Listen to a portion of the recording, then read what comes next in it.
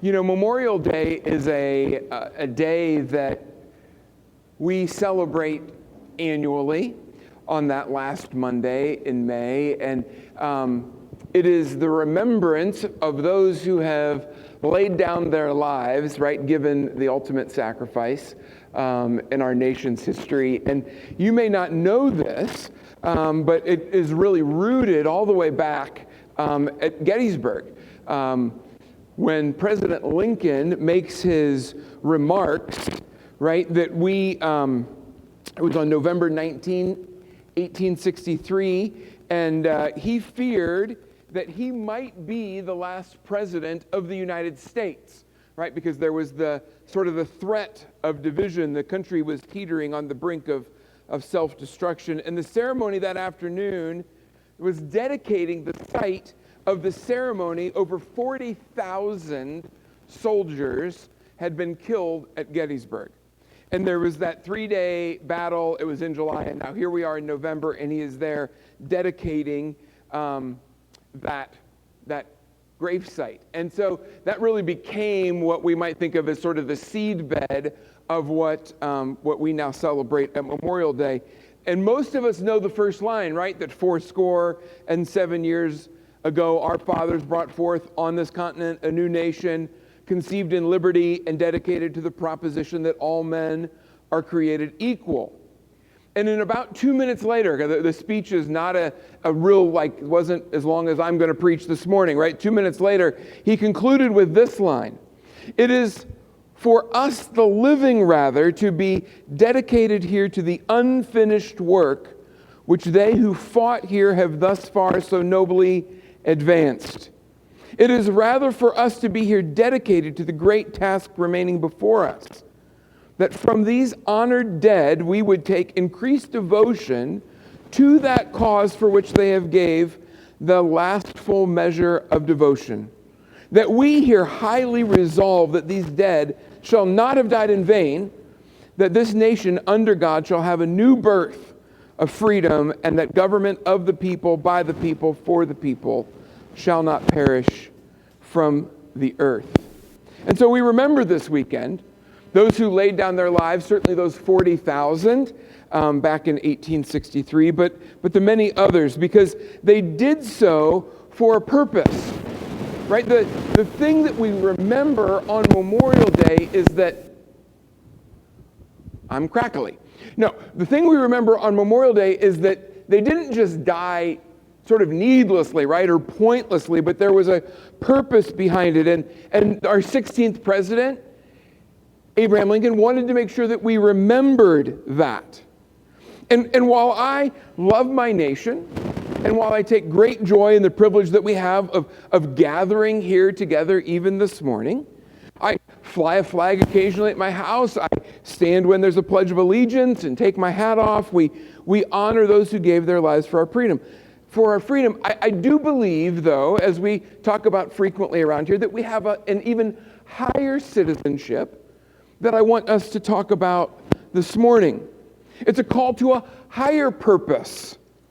And so if you'll join me, we're going to stand this morning for the reading of God's Word. If you'll join me in John chapter 15, you can follow along. I will read for us John chapter 15, and we will start in verse number 1. This is Jesus speaking, teaching his apostles. "I am the true vine, and my Father is the vine dresser. Every branch in me that does not bear fruit, he takes away. And every branch that does bear fruit, he prunes, that it may bear more fruit. Already you are clean because of the word that I have spoken to you. Abide in me, and I in you. As the branch cannot bear fruit by itself, unless it abides in the vine, neither can you unless you abide in me. I am the vine, and you are the branches. Whoever abides in me, and I in him, he it is that bears much fruit. For apart from me, you can do nothing. And if anyone does not abide in me, he is thrown away like a branch and withers, and the branches are gathered, thrown into the fire, and burned. And if you abide in me, and my words abide in you, ask whatever you wish, and it will be done for you. By this my Father is glorified, that you bear much fruit, and so prove to be my disciples. As the Father has loved me, so have I loved you. Abide in my love. If you keep my commandments, you will abide in my love, just as I have kept my Father's commandments and abide in his love. These things I have spoken to you, that my joy may be in you and that your joy may be full. This is my commandment, that you love one another as I have loved you. Greater love has no one than this, that someone lay down his life for his friends.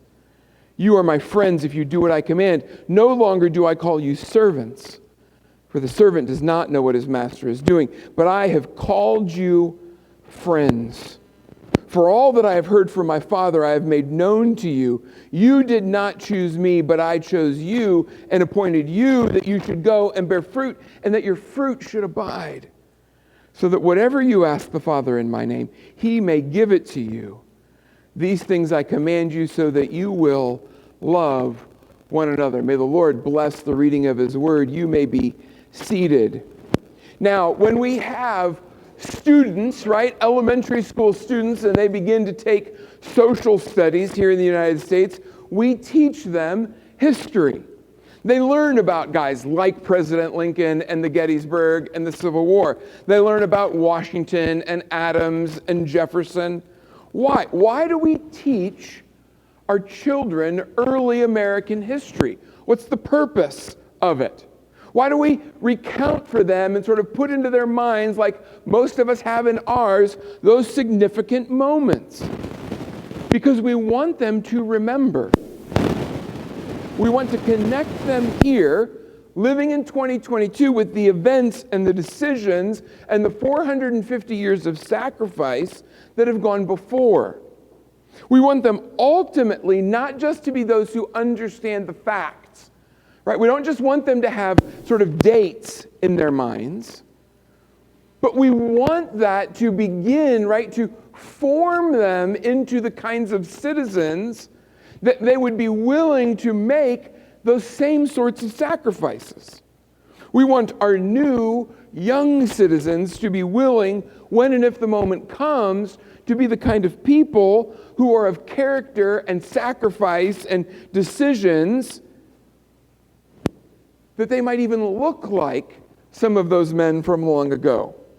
Now, when someone is a new Bible college student, and I myself, right, I remember it has been a long time ago, it feels like, 30 years-ish, but that I was a Bible college student. But when you begin to be a Bible college student and you begin to take some of the language courses, right, you start to think about Greek and some Hebrew, but Greek in particular, almost always, I'm not saying there aren't any exceptions, but in my experience, almost always, they begin with John the Apostle as the writer. So you either begin in the Gospel of John or in the book of 1 John, and there's a reason for that.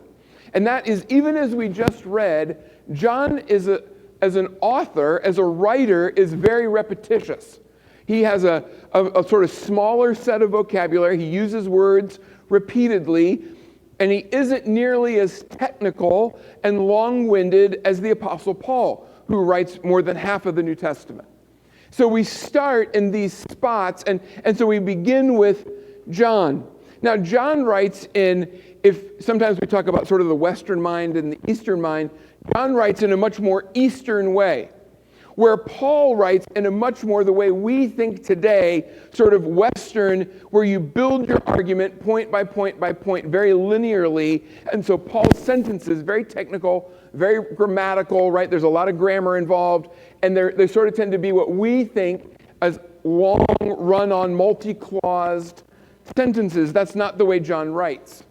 John writes in a much more, think of a big giant pond of information. And John will throw a big rock and it will hit, right? And as those circles of knowledge sort of begin to spread out from that rock, he'll throw another one, right, that overlaps it. And so as you get to begin, those concentric circles are intertwining, creating these sort of multi Venn diagrams of repetition. And so there's this sort of, he calls out this one thing, and then he throws out this thing that connects to that thing, but in a new and different way. And then all of a sudden he's thrown another thing out into the middle of it. And so you have to be able to hold the whole thing. So it might be grammatically more simple, and the ideas might be maybe a little more elementary, but you have to hold all of it at the same time. Now, John, right? Jesus' closest friend. He has, for the last 3 years prior to this sentence and this thing that we've just read, he's been spending almost 24/7 with Jesus. He's recording these words, the words of Jesus himself. And notice what Jesus says. I'm the vine, and my Father is the vine dresser. See, what Jesus is doing, right? He's establishing this connection. This thing that is the church, these guys that are his followers, and he's saying, here's what we're going to do. But even as he wants to connect them to himself, right? I'm the vine. You got to be connected to the vine. You got to be grafted in if you want to be fruitful. You got to be connected to me. What does he say at the front end of that? Who am I connected to? Notice that I, for all of eternity, have been connected to the vine dresser, my Father. So when he's connecting them to himself, he's ultimately connecting them to the Father. Do you see the circles that he's going to be able to and begin to intertwine? So the vine-ness that he is offering to us is a connection not just to Jesus the Son, but to the Father.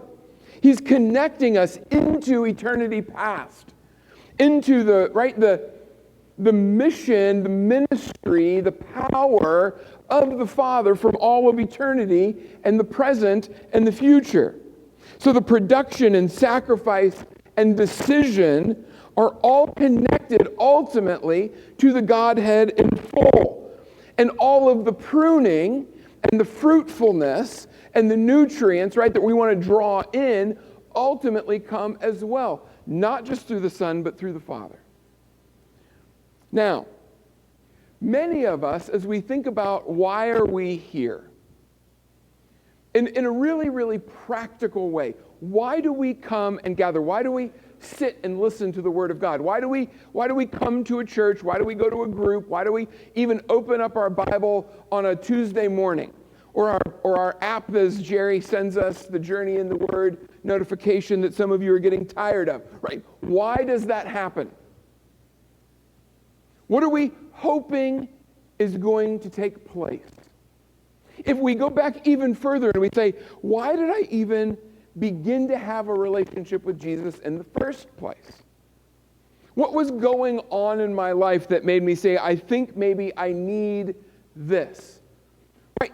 If we're honest, most of us, it's the desire to change. There was something happening in our life that we didn't like. That maybe it was getting called out. Maybe it was a spouse or a parent or a friend, and they knew the troubles or the trials or the stresses that we were walking through. And somebody said, boy, I think, have you tried this? Have you heard about this? Do you need this? And sometimes, right, we've tried everything else. We've tried the self-help books and the therapy and the counseling and the medication, and we've tried this stuff. And I'm not saying that any of those are bad things. I'm simply saying that very often, by the time we get to Jesus, it's because we've ran the route of a bunch of the other stuff.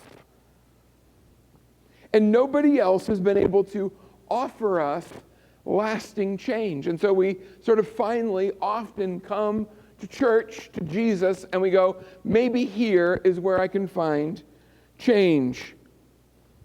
And when we read here in this passage in John 15, I think Jesus is talking to us about change. I think he is talking to us about how do we get connected to the source, the power of change.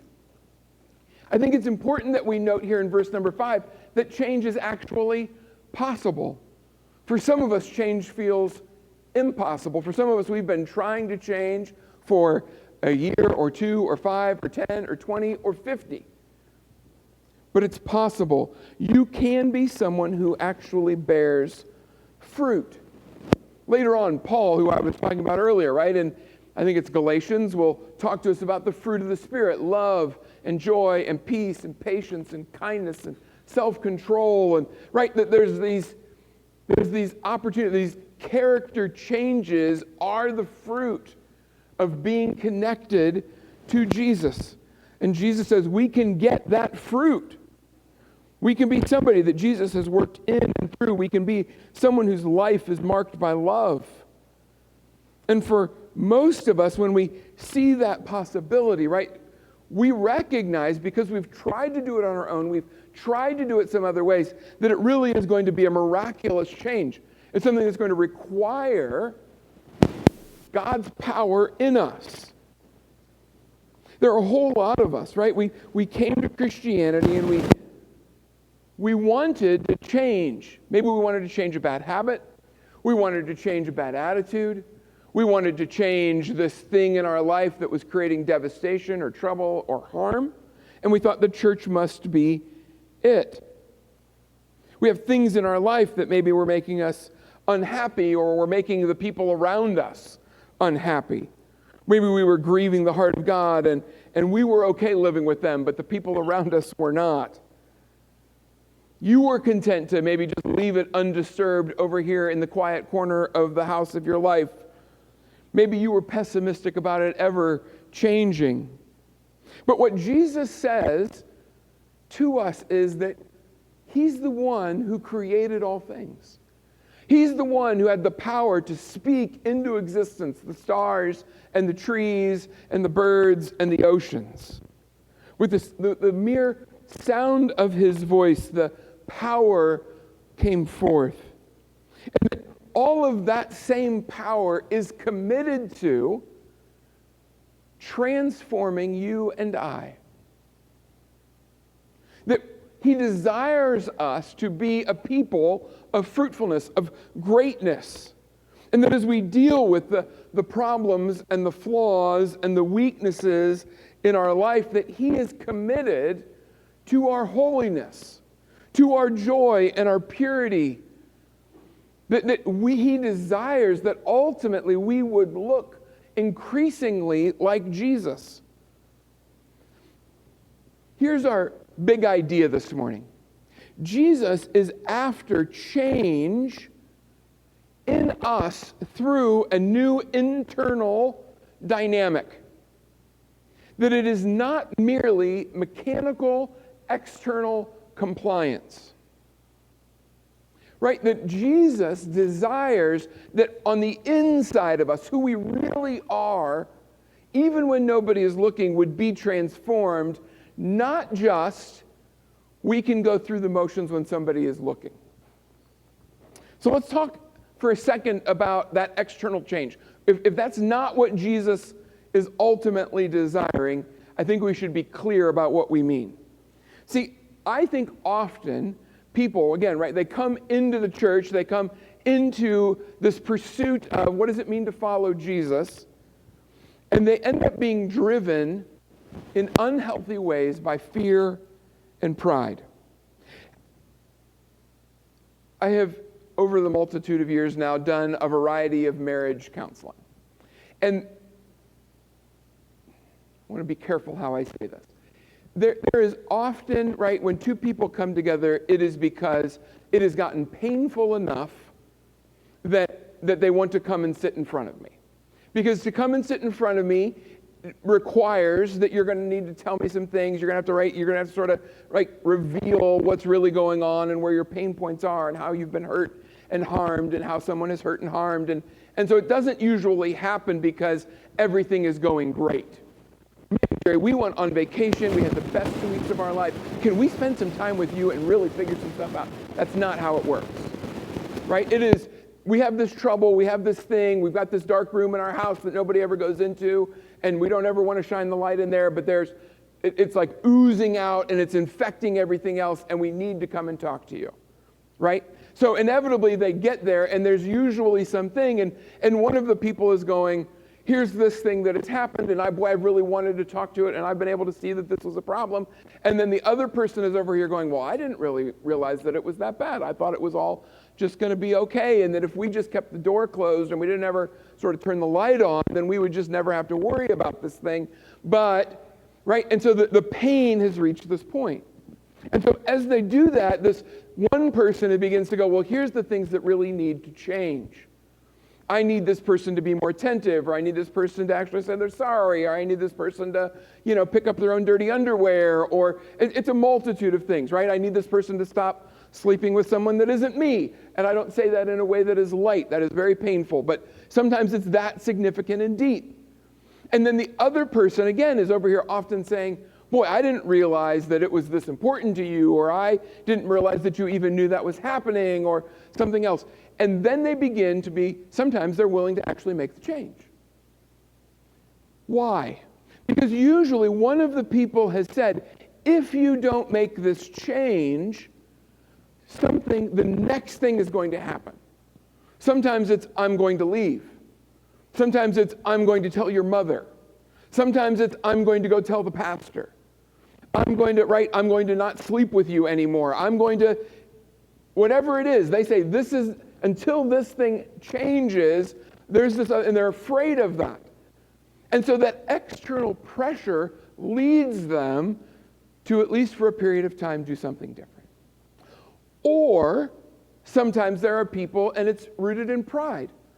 It is, I would never want someone, my mom, my boss, my kids, even my wife, to think that I wasn't a good person, that I'm not someone, right? I was raised to not be someone like this. And it's not because internally they love, it's because their pride is on the outside going, I don't want to be perceived as X or Y. So, if the only reason that someone is changing, and that's just one example, right? We've all got other stuff in our life, other relationships, other places.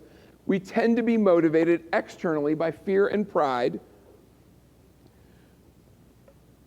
If those are the only reasons that we change, here's my experience, here's your experience, does that change last? No. When the chips are down and the wife has gone to bed, does the change actually last? When she's unpacked her bags and she isn't making the thread anymore, and it's been a couple of months, right? And maybe it's happened 2 or 3 times, and ultimately a husband figures out that she's really just sort of making empty threats. She's not really going to leave. She doesn't really have anywhere to go. We tend to go back to who we were because it was only externally that the change was even being pressured. Let me give a different example, because that one's pretty heavy and pretty serious. How many of us are live Christmas tree sort of people? Put your hand up. If you are a live Christmas tree family, right? How many of us are fake Christmas trees, right? We're plastic or metal or some other version of that. Okay. The people who tend to get live Christmas trees there's even 2 types of those, right? There's sort of live people and fake people. And then there's the live people who go to, like Home Depot or the Square in Sunbury and get one that's already been cut down. And then there are the people who love the family experience. And they pack everybody in the car, and they want the moment, and they hike out into, right, this big giant tree farm, and they carry a saw, and then they cut it down, and then somebody's going to drag it all the way back, and it's this moment. And that's glorious and good. I think Meg and I have done that one time in 25 years. And it's great. Do that. It works for you. It's awesome. But what happens, right? You bring your tree home, and you find it in a stand, and you get it right. You do the right thing so that it's standing up straight, and then you decorate it, and it's beautiful. I am, in 48 years of life, I don't know that I've ever seen a Christmas tree in someone's house that they had worked at and decorated. When I looked at it and went, that doesn't look good. Right? There's just something about it. The family is invested, and they've taken their time, and they've wrapped it in lights and ribbons and ornaments and old ones and color-coordinated ones, and it's beautiful for about 5 weeks if you remember to water it. Because if you don't remember to water it, and even if you do remember to water it and you make it the 4 or 5 weeks, right, from when you put it up until when you take it down, and you shake it just that tiniest little bit, what starts to happen? Right? Those leaves, those needles start to fall out because it's dried out. And then, right, when you try to drag it through the house, especially if you got a big one and you got to go through that doorway and all the, right, isn't there inevitably the little pile of needles that still now in May you can find because they get down into all the little nooks and crannies and crevices of the world? Why is that? Because all of the external pressure you can apply to that Christmas tree can make it look great from the outside for a period of time. But you cut it from its source of life.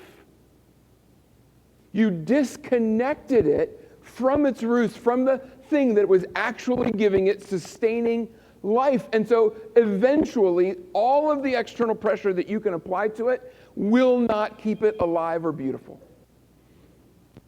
That's external pressure for us. It looked great for a time, but it cannot last.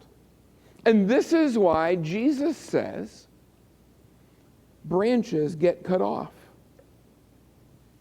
They're the ones that get thrown away. They're the ones that are, right, ultimately put into the fire. Why? Because they're not connected. They're not bearing any fruit. There's no life in them.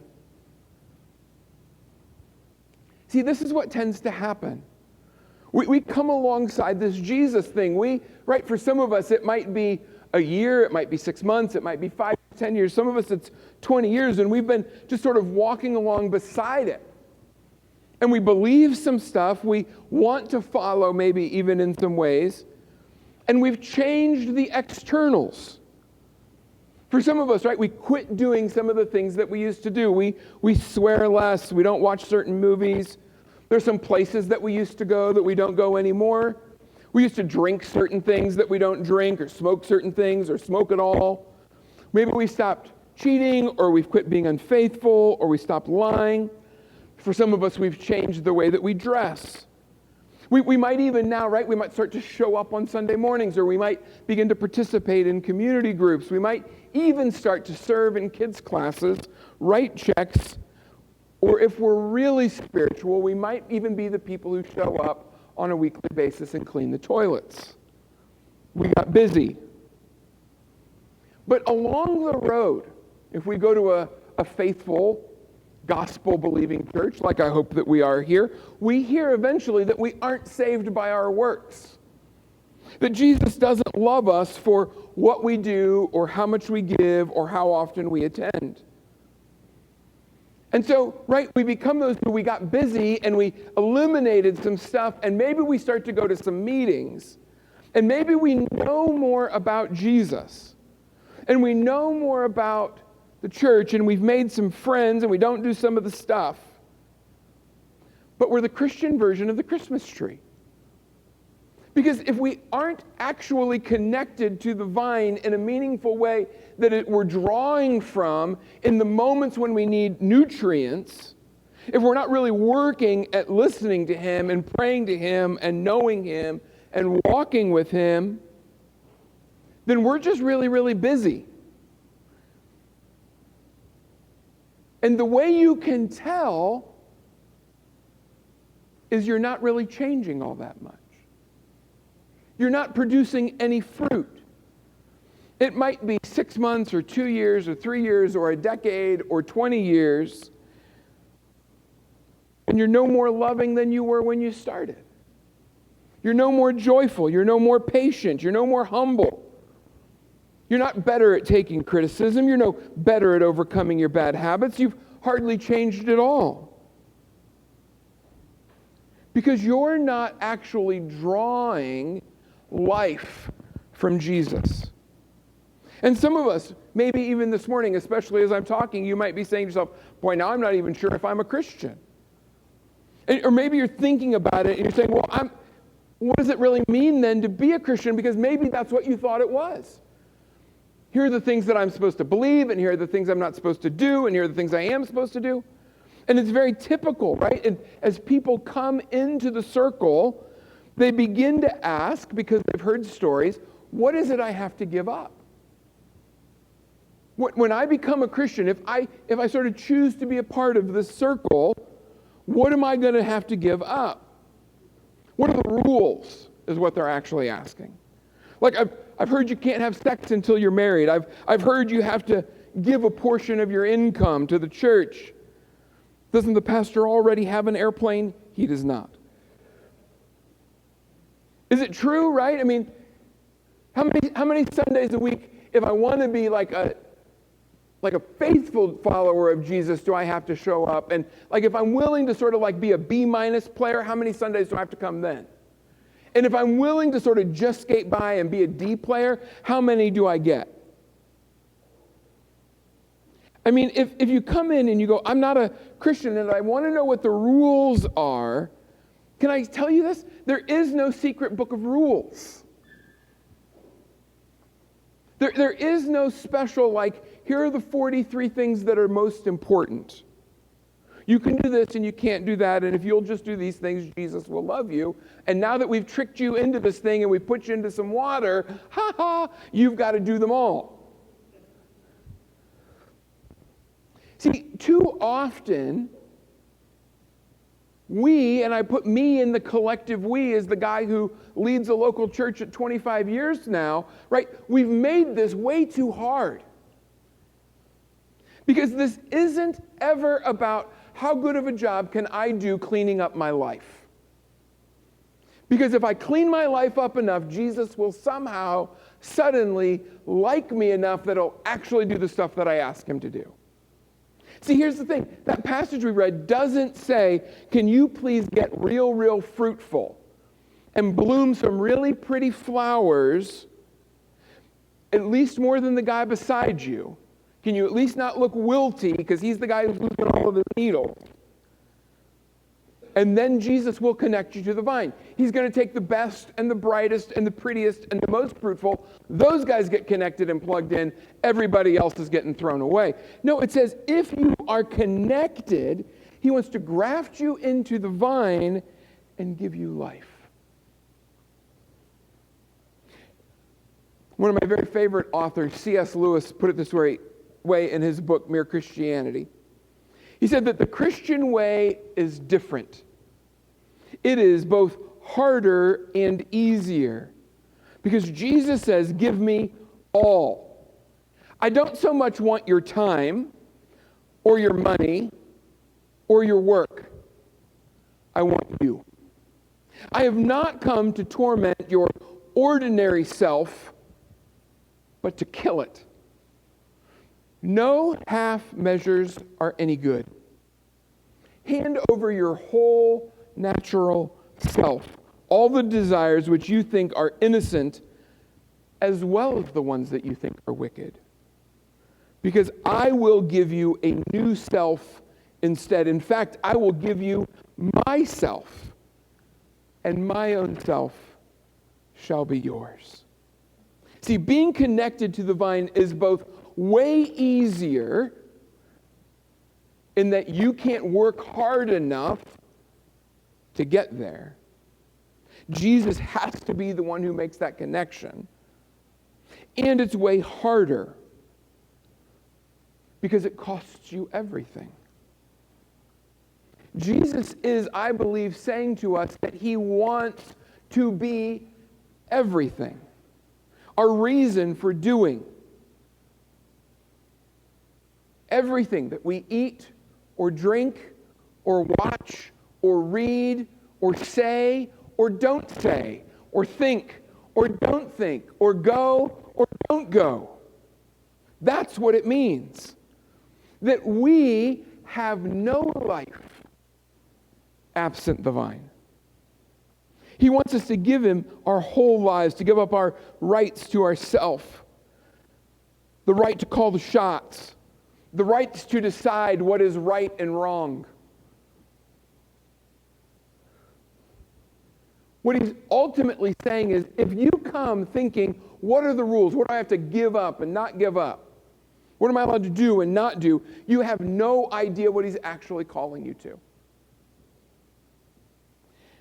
And even if I began, right, even if we tried to list all of the things that Jesus was asking of us as we come in, we would fail because we would try to, right? There would be a limit to our list, and I believe his ask of us is actually limitless. Because you're going to be asked for a whole lot more than your money. You're going to be asked for a whole lot more than temporary celibacy. You're going to be asked to make Jesus the reason that you get out of bed in the morning, and the reason that you go to bed at night, and the reason that everything you did in between. You're going to be asked to make Jesus your life, your vine, and it leads us to what is really the last sort of big point here. What does it mean to then be connected to the vine? If it's this important, what does it mean to be connected to the vine? And it really is four things. And again, John doesn't write in a way that lets us to go, here's A, and then B, and then C, and D. He writes in a way that I'm going to tell you all four, and then kind of try and talk about them in a way that you see how they're all kind of interconnected, interwoven, and interlocked.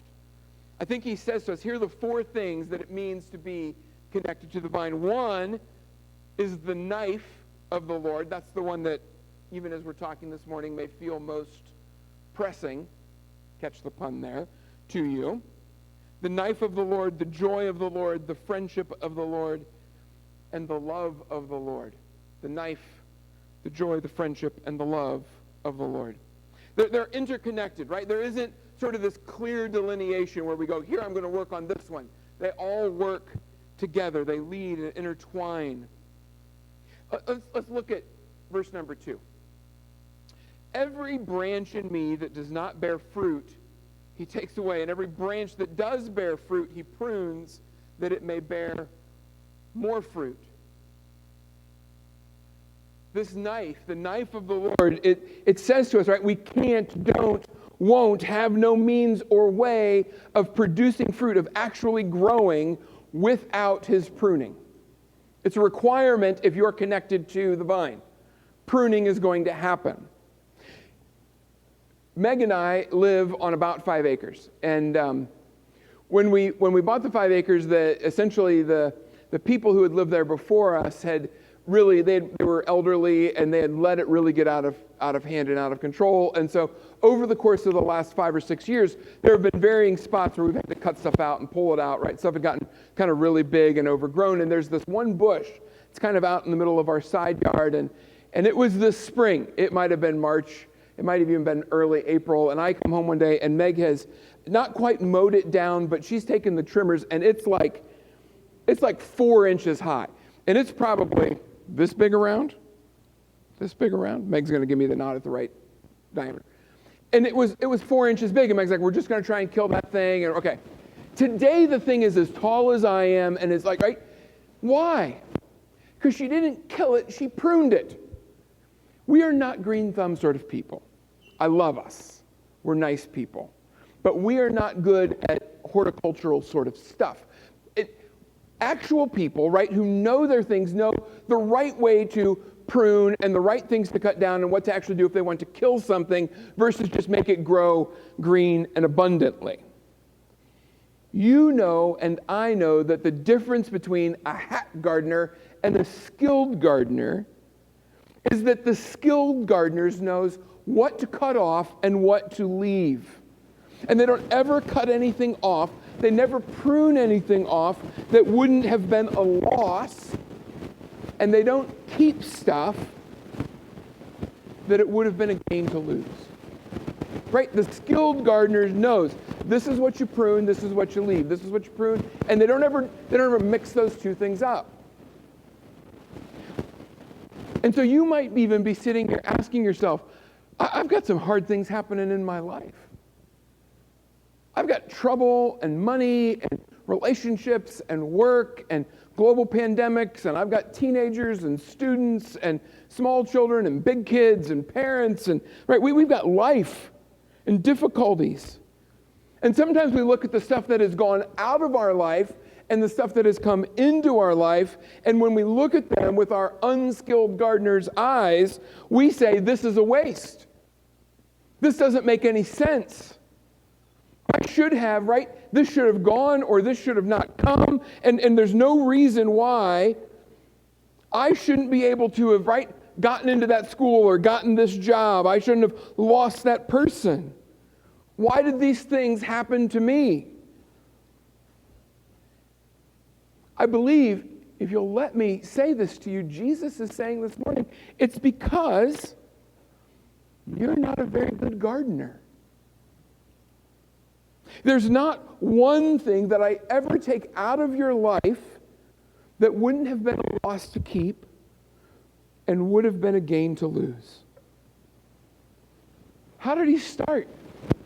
This is Jesus. Jesus says, right from the very beginning, I'm the vine, and who's his vine dresser? The Father.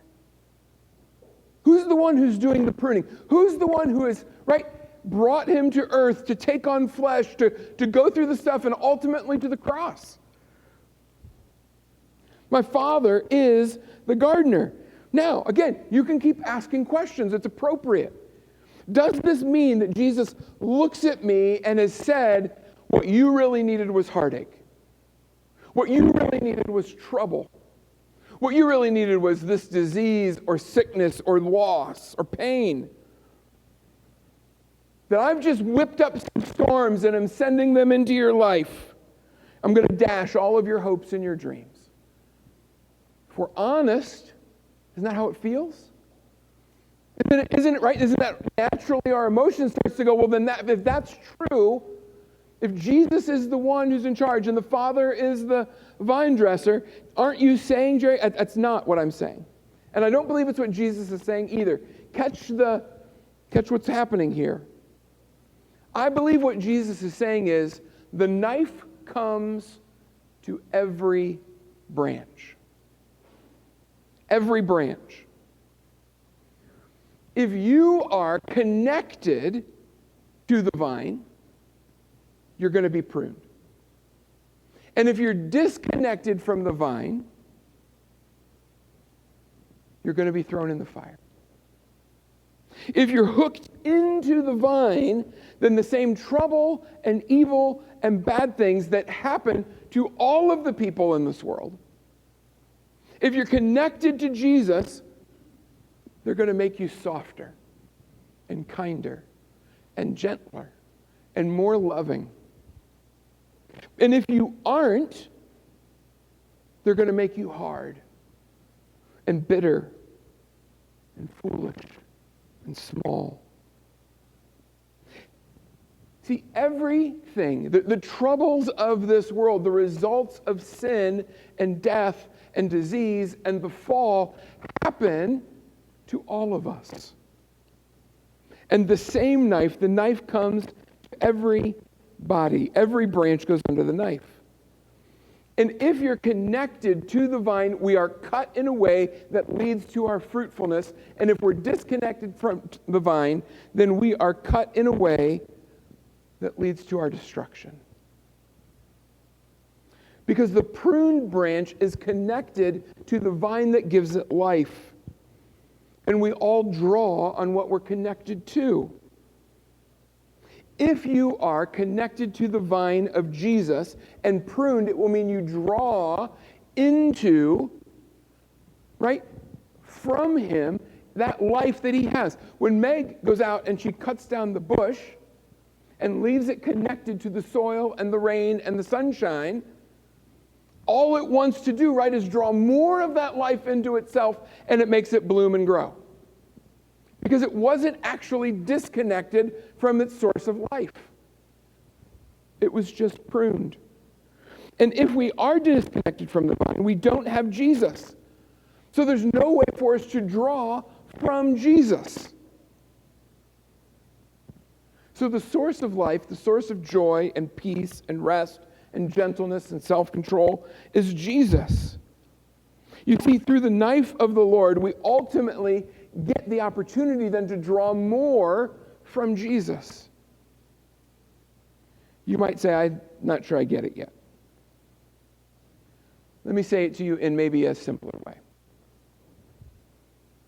Jesus was himself cut off so that you and I would only be cut back. As hard as the knife might be for me, we begin to realize when we look deeply at the cross how much harder it was for him. Go back, right? We talk about the story. It's one of those stories. It's sort of like the George Washington story of following Jesus. And we go back to Adam and Eve in Genesis, and we know that they sin, right? They choose to do the things contrary to the way God had described for them.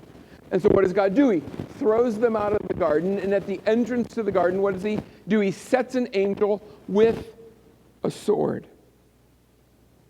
When the temple is built, right? When Solomon ultimately builds the temple and they build the Holy of Holies, there's the presence of God on the inside, and the only person who ever got to enter into the Holy of Holies one time a year was the high priest on Yom Kippur, and he had to go through the altar way.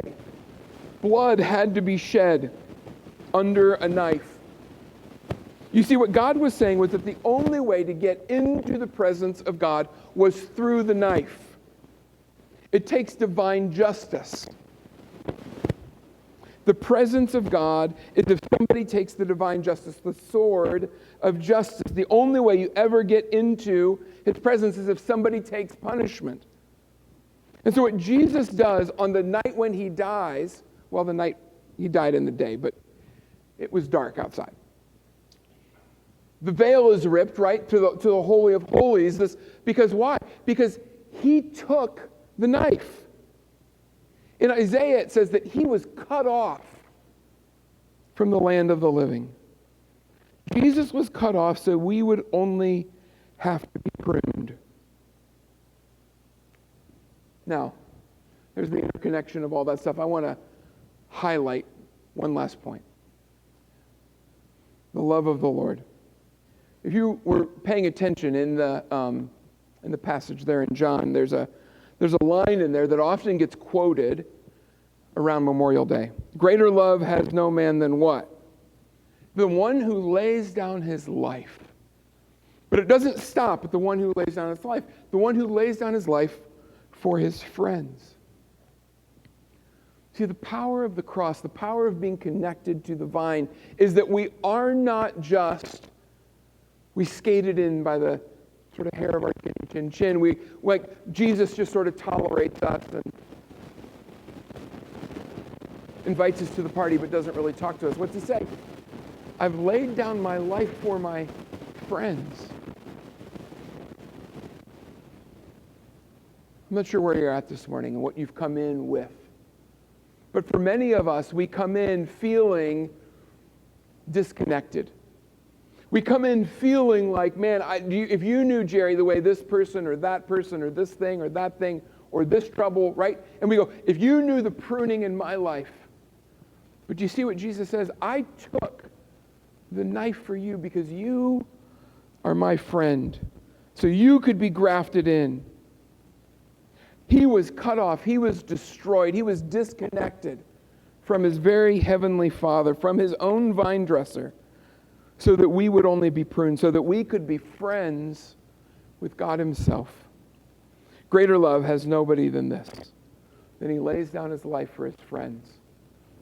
Let's celebrate that this morning. Father, we come this morning, and even as I prep this week, I am in awe of the reality that you would call me your friend. I know how much I deserve to be cut off. I know how much I deserve to be thrown into the fire. I know that the thing that I bring to the table is my knowledge that that's what I deserve and that there is no other way for me to get in than through Jesus. And so, Father, I pray for those of us in this room who show up and maybe the reality of our sin, the reality of our distance from you, the reality of our brokenness and the trouble in our lives and our world makes us feel far away. It makes us feel like we're just destined for the fire. Father, may we in this moment see the reality of what Jesus has done. May we see that his desire is that we would be grafted in, we would be connected, that we would draw our life like living water from himself. And so, Father, for those of us, for maybe it's months, years, decades, that we've been trying and we haven't seen the change. May we be those who graft ourselves in, who draw life in that sort of way. And Father, for the one this morning who sits, who isn't sure, they're here because they want to change. They're here because they were hoping they were going to find answers. Father, I pray that they would find Jesus, the Jesus who died for them this morning. And that, Father, their desire would be to be part of this family, that they would desire to be friends with Jesus. We love you. We pray these things in his name. Amen.